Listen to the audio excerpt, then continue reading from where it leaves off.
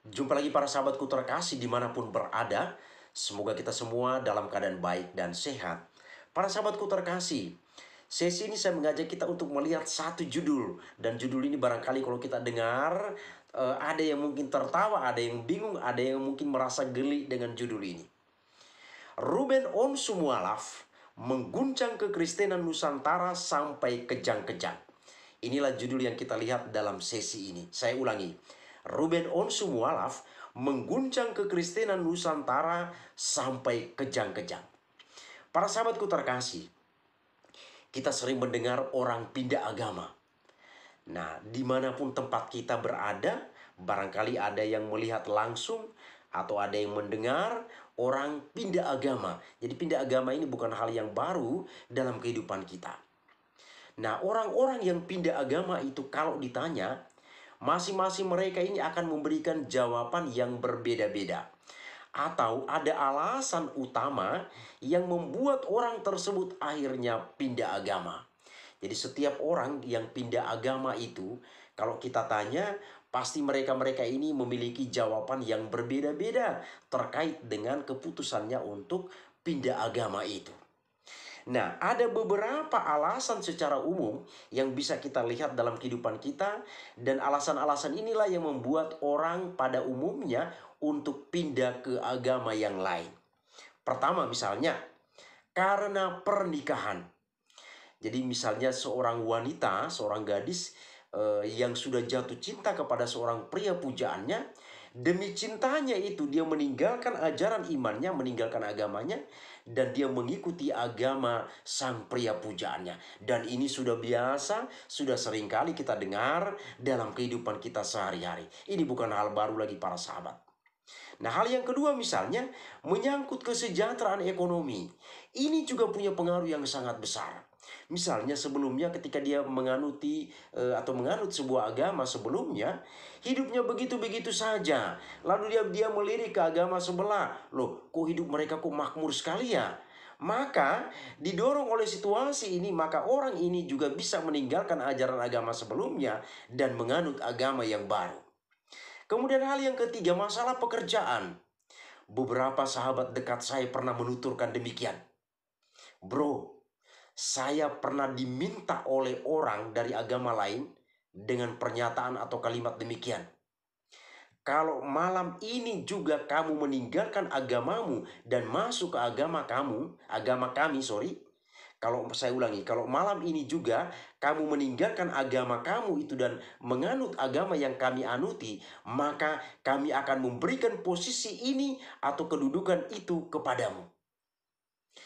Kalimat seperti ini, seruan seperti ini, ajakan seperti ini barangkali juga di tempat kita masing-masing pernah kita dengar. Jadi beberapa sahabat dekat saya ini menuturkan demikian.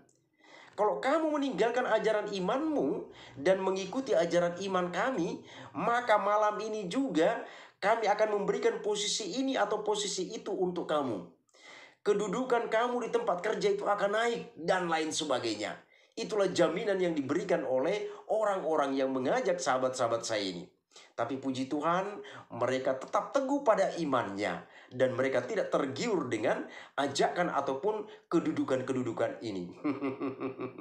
Tapi barangkali ada orang yang memang haus akan kedudukan, ia tergiur dengan tawaran-tawaran ini, mungkin saja pindah ke agama lain gara-gara situasi ini. Nah, kemudian hal yang keempat misalnya kekecewaan dalam kehidupan. Ini juga bisa mempengaruhi seseorang untuk pindah agama. Misalnya dalam agama sebelumnya dia pernah mengalami sebuah kekecewaan yang teramat dalam, akhirnya mendorong dia untuk mencari hal yang baru dan dia pindah ke agama yang lain supaya dia bisa merasakan atau di sana kekecewaan itu tidak dia alami lagi. Nah, kemudian hal yang kelima misalnya pengaruh lingkungan. Lingkungan pergaulan ini juga sangat-sangat mempengaruhi atau berpengaruh kepada seseorang dalam hal menganut sebuah agama.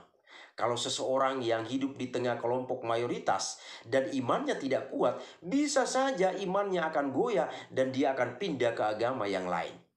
Nah, hal yang keenam misalnya orang yang lagi dalam pencarian identitas sendiri. Kita lihat bersama para sahabatku terkasih dalam kehidupan ini, Kalau orang yang sedang dalam pencarian identitas diri, apapun bisa dia lakukan, termasuk pindah ke agama yang lain. Dan hal yang ketujuh misalnya soal ketertarikan pada ajaran yang baru. Nah, ini orang yang suka bosanan ini, orang yang suka bosanan. Bosan dengan sebuah situasi, akhirnya mau mencari situasi baru, termasuk juga agama yang baru. Dan ini bukan hal yang asing bagi kita, tetapi ini terjadi dalam kehidupan kita sehari-hari. Nah, para sahabatku terkasih, mari kita kembali ke judul kita di atas. Selama ini saya tidak pernah mau membahas tentang orang yang pindah agama. Sama sekali saya tidak pernah mau membahas tentang orang yang pindah agama. Kalau para sahabatku terkasih bisa melihat video-video yang ada di channel saya ini, memang tidak pernah saya membahas tentang orang yang pindah agama. Karena apa? Menyangkut agama itu urusan personal seseorang. Agama itu urusan pribadi. Jadi kita tidak perlu mencampuri urusan pribadi itu. Jadi urusan agama, beriman itu adalah urusan personal seseorang dengan penciptanya. Maka kita tidak perlu sibuk mengurusi orang dengan agama yang dia anuti. Tentang Ruben Onsu yang mualaf ini pun saya tidak ingin bahas. Tetapi ada satu komentar di TikTok, di sebuah akun TikTok yang cukup menggelitik bagi saya, maka saya ingin menanggapinya. Jadi saya di sini bukan membahas Ruben Onsu yang mualaf. Mualaf itu urusan Ruben, itu urusan pribadinya. Mau jadi apa itu urusan pribadinya. Saya di sini bukan mau membahas tentang Ruben Onsu, tetapi saya ingin menanggapi sebuah komentar yang muncul di sebuah akun TikTok. Komentarnya seperti yang saya tampilkan di layar kita, para sahabatku terkasih bisa membacanya. Komentarnya demikian. Mualafnya Ruben Onsu mampu menggoncang kekristenan Nusantara sampai kejang-kejang. Luar biasa Ruben. Nah, inilah yang saya buat di judul sesi ini. Saya ulangi, mualafnya Ruben Onsu mampu menggoncang kekristenan Nusantara sampai kejang-kejang. Luar biasa Ruben. Para sahabatku terkasih, sebelum sampai pada komentar saya atau tanggapan saya atas komentar yang muncul di sebuah akun TikTok ini, mari kita simak terlebih dahulu berita tentang Ruben Onsu yang mualaf ini, biar ada gambaran bagi kita. Dikutip dari tempo.co, pada hari pertama Idul Fitri 1446 Hijriah, presenter kenamaan tanah air Ruben Onsu mengumumkan keputusannya memeluk Islam. Kabar itu disampaikan lewat unggahan video di akun Instagram pribadinya, Senin 31 Maret 2025. Dalam video itu Ruben memperlihatkan momen saat dirinya mengucapkan 2 kalimat syahadat dan belajar tata cara sholat dipandu oleh Habib Usman bin Yaya. Ia menyebut keputusan ini bukan sesuatu yang diambil dalam waktu singkat. Saya pikirkan bertahun-tahun untuk mengambil sebuah keputusan besar. Dan di sini saya menemukan ketenangan baru, ujar Ruben dalam unggahan tersebut. Keputusan itu, kata Ruben, merupakan perjalanan panjang yang sudah ia renungkan cukup lama. Ia pun meminta maaf karena baru bisa membagikan kabar tersebut kepada publik karena sedang fokus beribadah.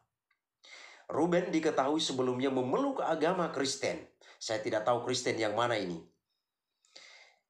Dalam keterangan unggahan tersebut, ia juga menegaskan keputusannya menjadi mualaf tidak berkaitan dengan persoalan rumah tangga atau desakan pihak tertentu.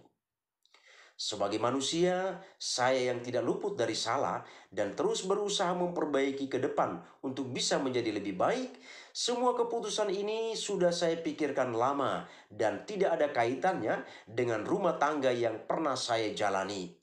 Ini bukan karena paksaan dari siapapun, tulisnya.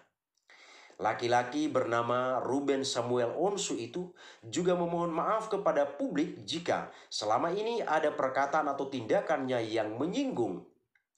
Semoga saya bisa istiqomah dan lewat tulisan ini saya meminta maaf kepada siapapun jika ada perkataan dan tingkah laku saya selama ini, ungkapnya melanjutkan.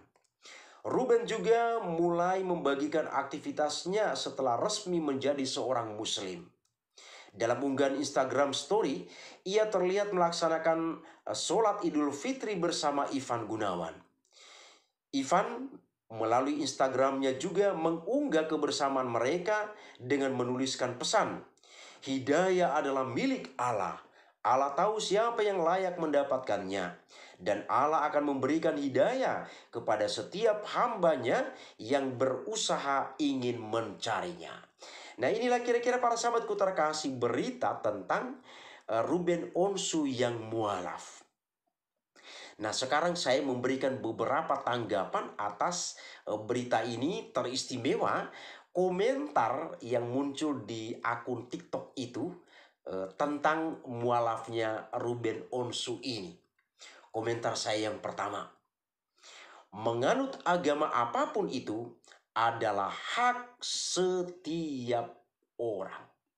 Menganut agama apapun itu adalah hak setiap orang. Gereja tidak pernah memaksakan seseorang untuk menjadi pengikut Kristus. Ini perlu saya tegaskan sekali lagi. Gereja tidak pernah memaksakan seseorang untuk menjadi pengikut Kristus. Saya tahu persis karena saya sebagai seorang beriman Katolik. Di dalam gereja Katolik tidak pernah memaksakan seseorang untuk menjadi seorang pengikut Kristus. Menjadi pengikut Kristus itu adalah pilihan bebas seseorang. Gereja menyadari bahwa itu adalah hak asasi untuk setiap manusia. Jadi beriman itu adalah hak asasi manusia. Gereja menyadari ini. Maka dalam kehidupan sehari-hari, gereja sama sekali tidak pernah memaksakan seseorang untuk menjadi pengikut Kristus. Teristimewa saya sebagai seorang beriman Katolik, gereja Katolik tidak pernah memaksakan seseorang untuk menjadi pengikut Kristus di dalam gereja Katolik.